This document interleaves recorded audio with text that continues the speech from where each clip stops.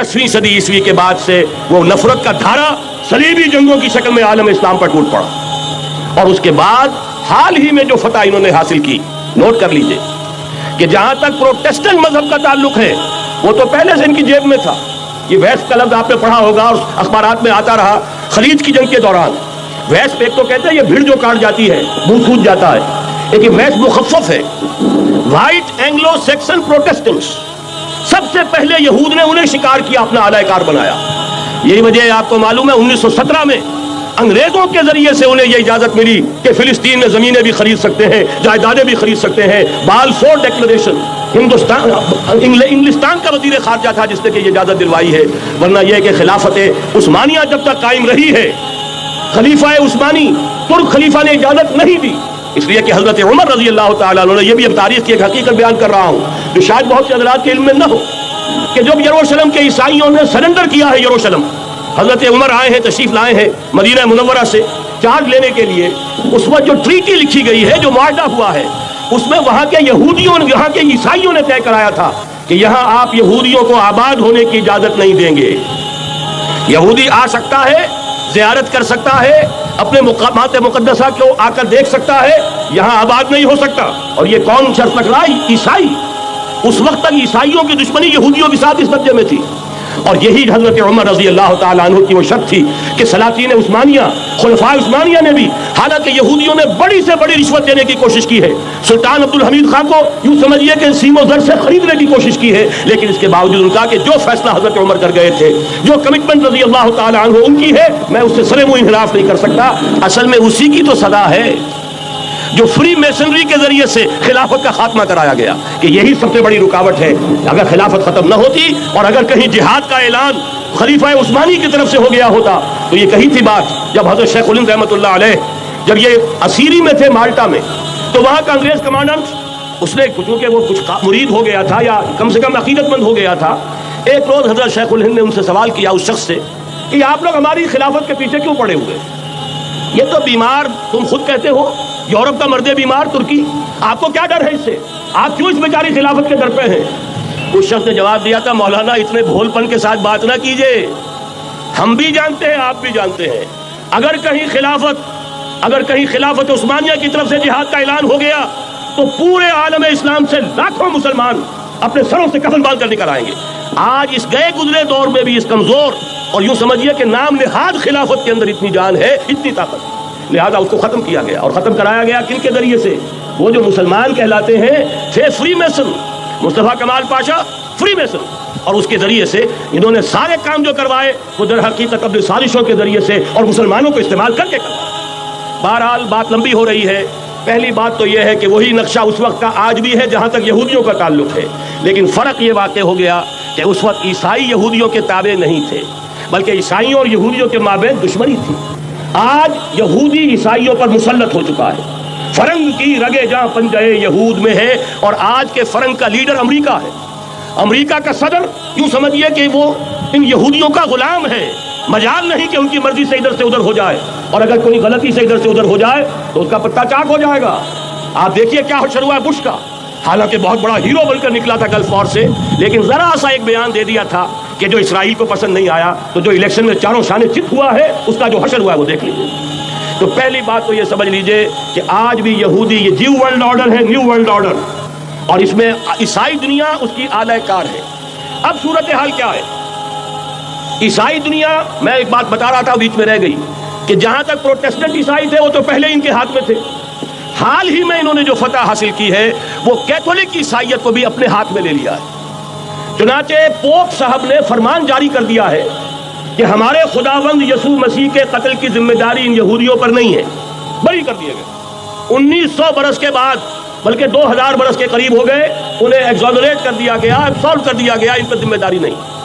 नतीजा ये निकला है कि अभी चंद महीने पहले जो मुज़ाकरात सुलह के हो रहे थे, जिनमें यासिर अरफात भी थे और ये इसहाक रबीन गया हुआ था वाशिंगटन, वहां से वापस आया है तो रोम में रुक कर पापाए रोम से मुलाकात करके तशरीफ लाए हैं। उन्हें दावत दी है कि यरूशलेम आइए, और वेटिकान ने तस्लीम कर लिया है इसराइल को, और वेटिकान का अब जो है एक एम्बेसी اس کا جو ہے سفارت خانہ وہ یروشلم میں بننے والا ہے اور پوپ صاحب بھی وزٹ کرنے والے ہیں. گویا کہ یہ گٹھ جوڑ اب مکمل ہو چکا, اب کہیں اس میں کوئی کمی نہیں رہی. اس یونائٹڈ فورس کے ساتھ یہ نیو ورلڈ آرڈر اس وقت عالم اسلام پر حملہ آور ہے. اب اس پہ نوٹ کیجئے کہ اس وقت کی فضا ہے کیا. عالم اسلام میں سے عالم عرب ان کے شکنجے میں جا چکا.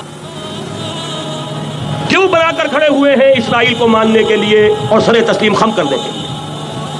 انہیں بلا کر میڈرڈ میں پیش کیا گیا یہودیوں کے سامنے کہ تم جن کے ساتھ ایک ٹیبل پر بیٹھنے کو تیار نہیں تھے, میڈرڈ میں آؤ, آؤ اپنا قبرستان دیکھو.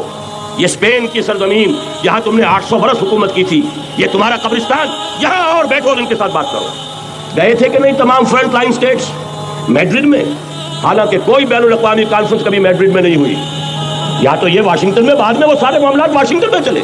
شروع وہاں سے کیا, اس لیے کہ نیوز ویک کا کچھ عرصے پہلے کور سٹوری جو تھی 1992 is the year of Spain. Why? 1592 was the year of the fall of Granada. 1492 میں 1492 میں غرناطہ کا سقوط ہوا اور پورے آئیبیرین پیننسولا سے ایک ایک مسلمان بچہ بچہ نکال کر ختم کر دیا گیا, یا زندہ جلا دیے گئے, یا تہہ تیز کر دیے گئے, یا جہازوں میں بھر بھر کر. اور آپ کو معلوم ہے میڈیٹرینین کی حیثیت کیا ہے, خلیج ہے, ایک معمولی سی خلیج. ادھر سے اسپین کا ساحل قریب آ جاتا ہے, اسپین کے ساحل سے جہازوں میں بھرا اور نارتھ افریقہ کے ساحل کے اوپر پھینک کر آ گئے. پورے ہسپانیہ میں جہاں 800 برس مسلمان کی حکومت رہی, ایک بچہ بھی مسلمان نام کا موجود رہا. یہ تھا 1492 اور اب آیا تھا 1992. 1992 is the year of Spain. اسی لیے ورلڈ اولمپکس رکھے گئے وہاں, دلہن کی طرح سجایا گیا ہسپانیہ کو اور بلایا گیا, طلب کیا گیا, سمن کیا گیا تمام دول عرب کو, آؤ یہاں بیٹھو اور یہاں بیٹھ کر اپنے ان یہودی دشمنوں کے ساتھ مصالحت کی بات شروع کرو. بہرحال نوٹ کر لیجئے, عالم عرب جا چکا. کوئی دن کی بات ہے, میں سنسنی پیدا نہیں کرنا چاہتا, لیکن حالات اور واقعات سے نگاہیں بند کرنا بھی کوئی دانش مندی کی بات نہیں ہے.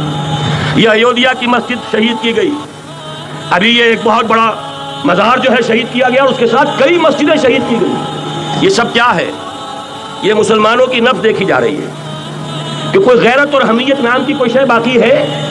جیسے علامہ اقبال نے وہ نظم لکھی تھی عبدالقادر روہیلا بڑا ظالم جفاجو کینہ پرور تھا, لیکن یہ کہ اس نے جو ایک ٹیسٹ لیا تھا کہ وہ جو عورتیں ہیں تیموری خاندان کی, ان میں کوئی رمق رہ گئی ہے, معلوم ہوا کہ نہیں, کہ غیرت نام تھا جس کا گئی تیمور کے گھر سے, ختم, غیرت نکل گئی. اسی طرح ایودھیا کی مسجد, اب چرار شریف, اور یہ کوئی دن کی بات ہے کہ اب مسجد اقصیٰ کا نمبر آیا کہ آیا. اس کے لیے پوری تیاریاں ہو چکی ہیں. یروشلم کا مشرقی حصہ خالی کرایا جا چکا ہے, اس کے اندر اب پورا تسلط یہودی کر رہے ہیں. یہاں تک کہ اب کے یاسر عرفات صاحب نے بھی کچھ نہ کچھ جو ہے احتجاج کی بات کی ہے, حالانکہ اب تک ہر بات مان کر منقار زیر پر تھا. لیکن یہ کہ ایک وقت آتا ہے آخر کار اسے بھی کچھ بولنا پڑ گیا ہے. لیکن یہودی اب پیچھے قدم ہٹانے والا نہیں ہے. ان کا تھرڈ ٹیمپل 30ویں مرتبہ ہیکل سلیمانی تعمیر ہونا ہے. نوٹ کر لیجئے, ان کے لیے وہ وہی کچھ ہے جو ہمارے لیے کعبہ ہے. ان کے لیے ہیکل سلیمانی بالکل وہی حیثیت رکھتا ہے جو ہمارے لیے کعبہ. وہ ہیکل سلیمانی ایک مرتبہ پہلے نبوکدنصر کے ہاتھوں مسمار ہوا, پھر سن 70 عیسوی میں ٹائٹس کے ہاتھوں مسمار ہوا. سن 70 کے بعد آج 1995 میں کتنے برس ہو گئے؟ پورے 1925 برس ہو گئے کہ ان کا کعبہ زمین بوس پڑا ہوا ہے. اب تک تو ان کا بس نہیں تھا, اب تو بس ہے کہ نہیں؟ اب ان کی حکومت ہے کہ نہیں؟ اب شاہ حسن ہو چاہے شاہ حسین, ان کے نوکر اور چاکر ہیں یا نہیں؟ اب انہیں ڈر کس کا ہے؟ لہذا کوئی دن کی بات ہے مسجد اقصیٰ شہید ہوگی اور ٹیمپل کی تعمیر شروع ہوگی. یہ تو بہرحال ایک نقشہ ہے. اگلا نقشہ آپ کو بتانا چاہتا ہوں, ایک دوسری تصویر ہے. یہ تصویر ہے زمینی, ایک تصویر ہے آسمانی. وَمَكَرُوا وَمَكَرَ اللَّهُ وَاللَّهُ خَيْرُ الْمَاكِرِينَ. انہوں نے اپنی سی تدبیریں کی, اللہ نے اپنی تدبیر کی. ظاہر بات ہے اللہ کی تدبیر سے بہتر تدبیر کس کی ہوگی؟ چنانچہ یہودیوں کی سازشیں اس وقت بھی ناکام ہوئی تھی یا نہیں؟ ظاہر بات ہے جاء الحق وزهق الباطل ان الباطل كان زهوقا. لہذا یہ آیتیں دونوں اعلان کر رہی ہیں کہ یہودیوں کی سازشیں بالآخر ناکام ہوں گی اور دین حق کا بول بالا ہو کر رہے گا. یہ تو ان آیتوں سے ظاہر ہے. یریدون لیطفئوا نور اللہ بافواہہم واللہ متم نورہ ولو کرہ الکافرون. یریدون ان یطفئوا نور اللہ بافواہہم ویأبی اللہ الا ان یتم نورہ ولو کرہ الکافرون هو الذی ارسل رسولہ بالہدی ودین الحق لیظہرہ علی الدین کلہ ولو کرہ المشرکون. اللہ نے تو بھیجا ہی ہے اپنے رسول کو اس فیصلے کے ساتھ اور یہ ذمہ داری اور مشن دے کر کہ جو دین حق آپ کو دے کر بھیجا جا رہا ہے اسے غالب کیجئے، نافذ کیجئے، قائم کیجئے. اس مشن کے ساتھ بھیجا جا رہا ہے اور وہ بہرحال آیا. جاء الحق وزهق الباطل ان الباطل کان زہوقا. لیکن نوٹ کرنے کی بات یہ ہے، ذرا یہاں تھوڑا سا تحمل کے ساتھ غور کیجئے گا، کہیں میرے خلاف کوئی فتویٰ دینا شروع کر دیں. کیا حضور کا مقصد بعثت اس وقت مکمل ہو گیا تھا؟